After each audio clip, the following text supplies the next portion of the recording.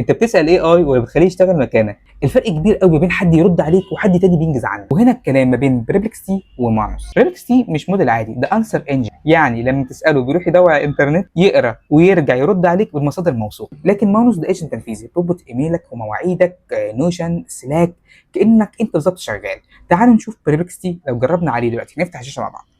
بصوا يا جماعه، انا قلت له ايه اهم 5 كتب في التسويق النفسي. شايفين بيرد ازاي؟ عمل بحث في الانترنت، بيجيب مصادر حقيقيه وبيختصر كمان بلغه سهله. طيب تعالوا دلوقتي هنفتح مانوس ونجرب عليه. مش بيرد، نقاط تاسك، بيفكر وبيخطط وبيتصرف كانه تيم ممبر حقيقي.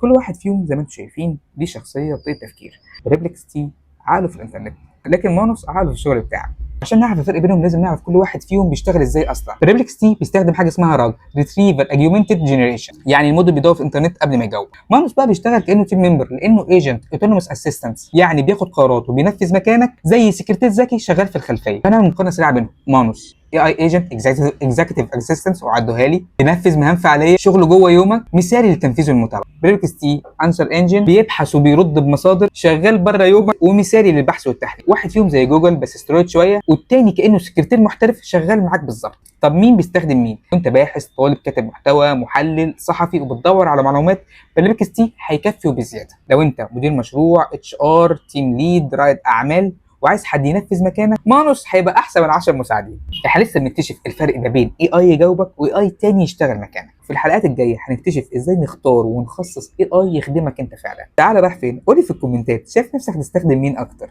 بريبلكس تي اللي بيديك معلومه، ولا مانوس اللي بينفذ عنك؟ ولو عندك اي اي اكزيكتيف، تحب اول مهمه تطلبها منه تكون ايه؟ ردوا عليا، عليا نستفيد. سلام.